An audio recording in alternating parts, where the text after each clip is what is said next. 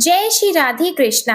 आप सभी का दिन शुभ और मंगलमय हो और भगवान श्री राधे कृष्ण जी की कृपा आप सभी भक्तजनों पर सदा बनी रहे। आज सुनेंगे आषाढ़ मास महात्म्य का अध्याय 12। आज के अध्याय में आप जानेंगे चक्र तीर्थ और पिपल तीर्थ की महिमा, महर्षि दधीची, उनकी पत्नी गभस्तिनी तथा उनके पुत्र पिपलाद के त्याग की अद्भुत कथा का वर्णन। श्री ब्रह्मा जी नारद जी से कहते हैं, चक्र तीर्थ ब्रह्म हत्या आदि पापों का नाश करने वाला है। वहां भगवान शंकर चक्रेश्वर के नाम से निवास करते हैं।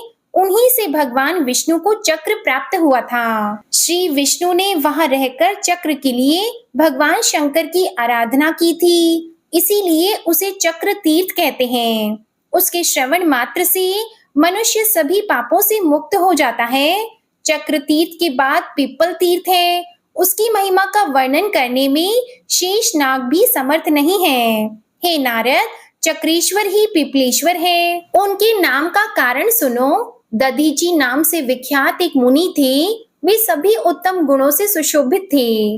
उनकी पत्नी श्रेष्ठ वंश की कन्या और पतिव्रता थी। उनका नाम गभस्तिनी था। वे लोपामुद्रा की बहन थी। दधीची की पत्नी सदा भारी तपस्या में लगी रहती थी। दधीची प्रतिदिन अग्नि की उपासना करते और गृहस्थ धर्म के पालन में तत्पर रहते थे। उनका आश्रम गंगा के तट पर था। वे देवता और अतिथियों की सेवा करते, अपनी ही पत्नी में अनुराग रखते और शांत भाव से रहते थे। उनके प्रभाव से उस देश में शत्रुओं और दैत्य दानवों का आक्रमण नहीं होता था। एक दिन की बात है, दधीची मुनि के आश्रम पर रुद्र, आदित्य, अश्विनी कुमार, इंद्र, विष्णु, यम और अग्नि पधारे। वे दैत्यों को परास्त करके वहां आए थे और उस विजय के कारण उनके हृदय में हर्ष की हिलोरें उठ रही थी। मुनिवर दधीची को देखकर सभी देवताओं ने उन्हें प्रणाम किया। दधीची भी देवताओं को देखकर बहुत प्रसन्न हुए। उन्होंने सबका अलग अलग पूजन किया। फिर पत्नी के साथ देवताओं के लिए गृहस्थ उचित स्वागत सत्कार का प्रबंध किया। इसके बाद उन्होंने देवताओं से कुशल पूछी और देवता भी उनसे वार्तालाप करने लगे। देवतागण बोले, मुनि, आप इस पृथ्वी के कल्प वृक्ष हैं। आप जैसा महर्षि जब हम लोगों पर इतनी कृपा रखता है, तब अब हमारे लिए संसार में कौन सी वस्तु दुर्लभ होगी। मुनि श्रेष्ठ, जीवित पुरुषों के जीवन का इतना ही फल है कि वे तीर्थों में स्नान, समस्त प्राणियों पर दया और आप जैसे महात्माओं का दर्शन करें। मुनि, इस समय स्नेहवश हम आपसे जो कुछ कहते हैं उसे ध्यान देकर सुने। हम बड़े बड़े राक्षसों और दैत्यों को जीतकर यहाँ आए हैं। इससे हम बहुत सुखी हैं। विशेषतः आपका दर्शन करके हमें बड़ी प्रसन्नता हुई है। अब हमें अस्त्र शस्त्रों के रखने से कोई लाभ नहीं दिखाई देता। हम उन अस्त्रों का बोझ ढो भी नहीं सकते। हम स्वर्ग में जब इन अस्त्रों को रखते हैं, तब हमारे शत्रु इनका पता लगाकर वहां से हड़प ले जाते हैं।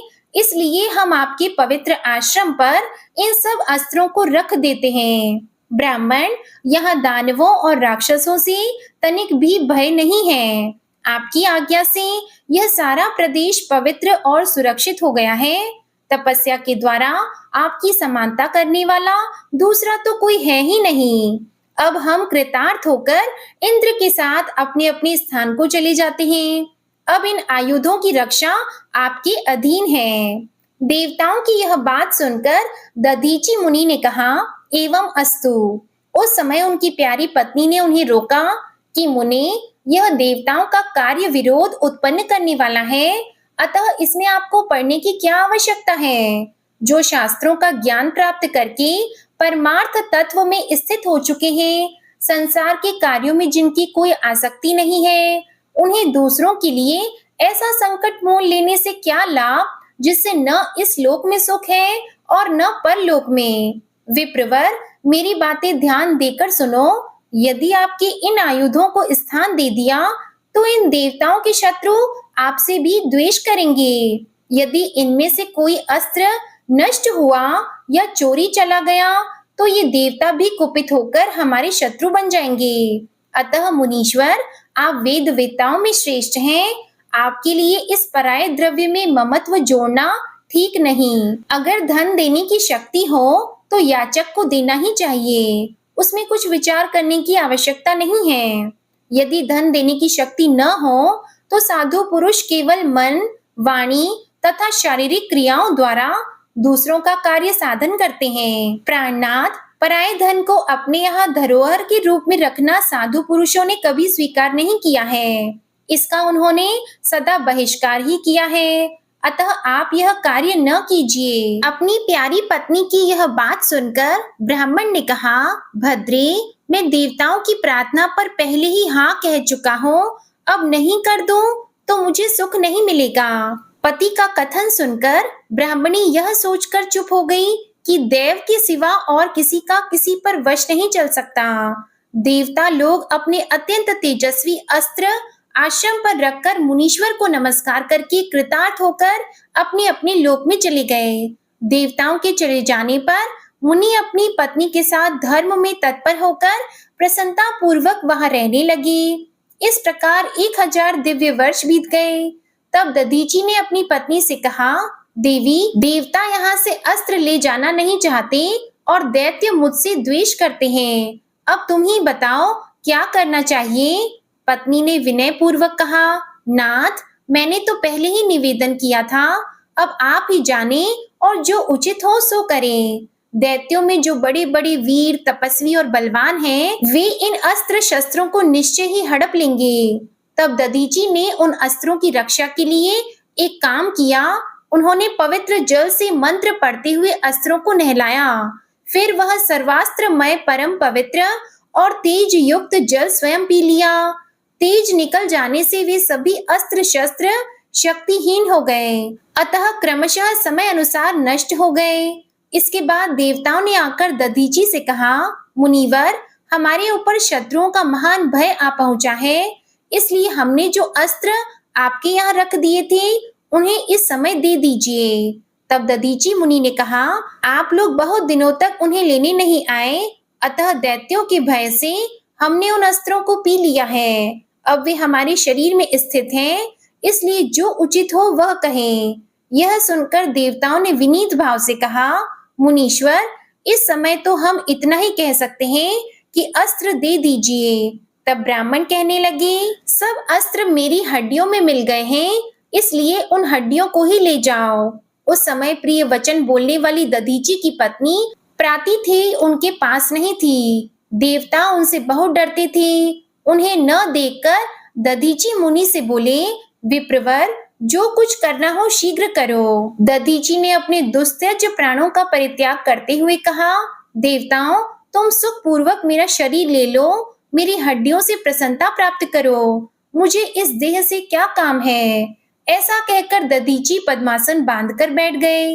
उनकी दृष्टि नासिका के अग्रभाग पर स्थिर हो गई। मुख पर प्रकाश और प्रसन्नता विराज रही थी। उन्होंने हृदयाकाश में स्थित अग्नि सहित वायु को धीरे धीरे ऊपर की ओर उठाकर अप्रमेय परम पद ब्रह्मा के स्वरूप में स्थापित कर दिया। इस प्रकार महात्मा दधीची ने ब्रह्म सायुज्य प्राप्त किया। उनका शरीर निष्प्राण हो गया। यह देखकर देवताओं ने विश्वकर्मा से उतावली पूर्वक कहा, अब आप अभी बहुत से अस्त्र शस्त्र बना डालिए। तब विश्वकर्मा कहने लगे, देवताओं, यह ब्राह्मण का शरीर है, मैं इसका उपयोग कैसे करूं? जब केवल इनकी हड्डियां रह जाएंगी तभी उनका अस्त्र निर्माण करूंगा। तब देवताओं ने गौओं से कहा, हम तुम्हारा मुख वज्र के समान किए देते हैं। तुम हमारे हित के लिए अस्त्र शस्त्र निर्माण करने के उद्देश्य से दधीची के शरीर को क्षण भर में विदीर्ण कर डालो और शुद्ध हड्डियां निकाल कर दे दो। देवताओं के आदेश से गौओं ने वैसा ही किया।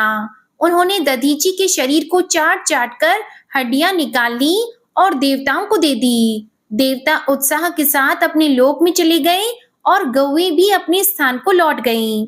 इसके बाद बहुत देर के बाद दधीची की सुशीला पत्नी हाथ में जल से भरा हुआ कलश लेकर फल और फूलों से पार्वती देवी की अर्चना और वंदना करके अग्निपति तथा आश्रम के दर्शन की उत्सुकता से शीघ्रता पूर्वक पैर बढ़ाती हुई आई। उस समय उनके गर्भ में बालक आ गया था। आश्रम पर पहुंचने पर जब उन्होंने अपने स्वामी को नहीं देखा, तब बड़े आश्चर्य में पड़कर अग्नि से पूछा, मेरे पतिदेव कहाँ चले गए? अग्नि ने जो कुछ हुआ था सब सुना दिया। पति की मृत्यु का दुखद समाचार सुनकर वे दुख और उद्वेग से पृथ्वी पर गिर पड़ी। उस समय अग्निदेव ने ही उन्हें धीरे धीरे आश्वासन दिया। प्रातिथि बोली, मैं देवताओं को शाप देने में समर्थ नहीं हूँ, इसलिए स्वयं ही अग्नि में प्रवेश करूंगी। अब जीवन रखकर क्या होगा? संसार में जो वस्तु उत्पन्न होती है वह सब नश्वर है, इसलिए उसके लिए शोक नहीं होना चाहिए। परंतु मनुष्यों में वे ही पुण्य के भागी होते हैं जो गौ, ब्राह्मण तथा देवताओं के लिए अपने प्यारे प्राणों का उत्सर्ग कर देते हैं। इस परिवर्तनशील संसार चक्र में धर्मपरायण तथा शक्तिशाली शरीर पाकर जो प्राणी देवताओं तथा ब्राह्मणों के लिए अपने प्यारे प्राणों का त्याग करते हैं, वे ही धन्य हैं। जिसने देह धारण किया है उसके प्राण एक न एक दिन अवश्य जाएंगे। यह जानकर जो ब्राह्मण, गौ, देवता तथा दीन आदि के लिए इन प्राणों का उत्सर्ग करते हैं, वे ईश्वर हैं। ऐसा कहकर उन्होंने अग्नियों का यथावत पूजन किया और अपना पेट चीरकर गर्भ के बालक को हाथ से निकाल दिया। फिर गंगा, पृथ्वी, आश्रम तथा आश्रम के वनस्पतियों और अन्य आदि औषधियों को प्रणाम करके पति की त्वचा और लोम आदि के साथ चिता में प्रवेश करने का विचार किया। उसके बाद जो कुछ भी हुआ, प्रिय भक्तजनों, इसका वृतांत आप अगले अध्याय में सुनिएगा। अब आप सुनिए विष्णु चालीसा का पाठ। विष्णु सुनिए विनय सेवक की चित लाए, कीरत कुछ वर्णन करो दीजिए ज्ञान बताए। नमो विष्णु भगवान खरारी, कष्ट नशावन अखिल बिहारी। प्रबल जगत में शक्ति तुम्हारी, त्रिभुवन फैल रही उजियारी। सुंदर रूप मनोहर सूरत, सरल स्वभाव मोहनी मूरत। तन पर पीतांबर अति सोहत, बैजंती माला मन मोहत। शंख चक्र कर गदा विराजे, देखत दैत्य असुर दल भाजे। सत्य धर्म मद लोभन गाजे, काम क्रोध मद लोभन छाजे। संत भक्त सज्जन मन रंजन, दनुज असुर दुष्टन दल गंजन। सुख उपजाए कष्ट सब भंजन, दोष मिटाय करत जन सज्जन। पाप काट भव सिंधु उतारण, कष्ट नाश कर भक्त उबारण। करत अनेक रूप प्रभु धारण, केवल आप भक्ति के कारण। धरणी धेनु बन तुम ही पुकारा, तब तुम रूप राम का धारा। भार उतार असुर दल मारा, रावण आदिक को संहारा। आप वराह रूप बनाया, हिरण्याक्ष को मार गिराया। धर्मस्य तन सिंधु बनाया, 14 रत्नन को निकलाया। अमिलख असुरन द्वंद मचाया, रूप मोहिनी आप दिखाया। देवों को अमृत पान कराया, असुरन को छवि से बहलाया। कूर्म रूप धर सिंधु मझाया, मंदराचल गिरि तुरत उठाया। शंकर का तुम फंद छुड़ाया, भस्मासुर को रूप दिखाया। वेदन को जब असुर डुबाया, कर प्रबंध उन्हें ढूंढवाया। मोहित बन कर खल ही नचाया, उस ही कर से भस्म कराया। असुर जलंधर अति बलदाई, शंकर से उनकी न लड़ाई। हार पार शिव सकल बनाई, कीन सती से छल खल जाई। सुमिरन कीन तुम्हें शिव रानी, बतलाई सब विपत कहानी। तब तुम बने मुनीश्वर ज्ञानी, वृंदा की सब सुरति भुलानी।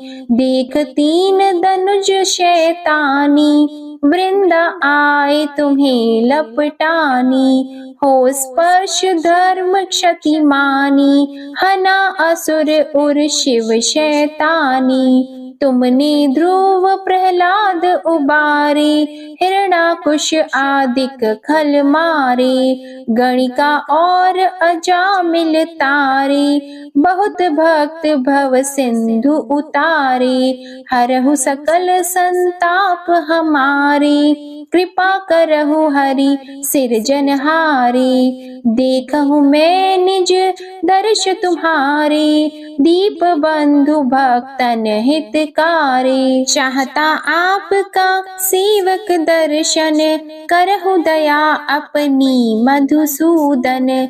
जानो नहीं योग्य जब पूजन, होय यज्ञ स्तुति अनुमोदन। शील दया संतोष सुलक्षण, विदित नहीं व्रत बोध विलक्षण। करहु आपका किस विधि पूजन, कुमति विलोक होत दुख भीषण। करहु प्रणाम कौन विधि सुमिरन, कौन भांति मैं करहु समर्पण। सुर मुनि करत सदा सेवकाई, हर्षित रहत परम गति पाई। दीन दुखिन पर सदा सहाई, निज जन जान लेव अपनाई। पाप दोष संताप नशाओ, भव बंधन से मुक्त कराओ। सुत संपत्ति दे सुख उपजाओ, निज चरणन का दास बनाओ। निगम सदा ये विनय सुनावे, पढ़े सुने सो जन सुख पावे। श्री विष्णु चालीसा समाप्त होती है। प्रेम से बोलिए भगवान विष्णु और माता लक्ष्मी की जय। अब आप सुनिए तुलसी माता की आरती। तुलसी महारानी नमो नमो, हरि की पटरानी नमो नमो। तुलसी महारानी नमो नमो, धन तुलसी पूरण तप कीनो। शालिग्राम बनी पटरानी नमो नमो। तुलसी महारानी नमो नमो, हरि की पटरानी नमो नमो। जाकी पात्र मंजरी कोमल, श्रीपति कमल चरण लपटानी नमो नमो। तुलसी महारानी नमो नमो, हरि की पटरानी नमो नमो। कौन से महीने बोई रानी तुलसा, कौन से महीने हुई हरियाली नमो नमो। कौन से महीने हुई तेरी पूजा, कौन से महीने हुई पटरानी नमो नमो। तुलसी महारानी नमो नमो, हरि की पटरानी नमो नमो। आषाढ़ मास में बोई रानी तुलसा, सावन मास में हुई हरियाली नमो नमो। तुलसी महारानी नमो नमो। कार्तिक मास में हुई तेरी पूजा, मंगसिर मास में हुई पटरानी नमो नमो। तुलसी महारानी नमो नमो। धूप दीप नैवेद्य आरती, पुष्पन की वर्षा बरसानी नमो नमो। तुलसी महारानी नमो नमो। 56 भोग 3600 व्यंजन, बिन तुलसा हरि एक न मानी नमो नमो। तुलसी महारानी नमो नमो। जो तुलसी को सवेरे गाए, श्री कृष्ण के दर्शन पाए नमो नमो। तुलसी महारानी नमो नमो। जो तुलसी को दोपहर में गाए, खीर खांड का भोग लगाए। नमो नमो तुलसी महारानी, नमो नमो। जो तुलसी को सांझ को गाए, श्री कृष्ण की आरती उतारे। नमो नमो तुलसी महारानी, नमो नमो।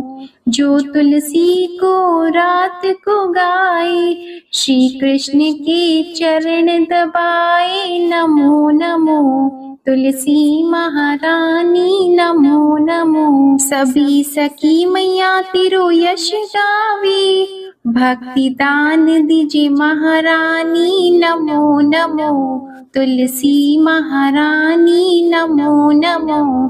तुलसी महारानी, नमो नमो।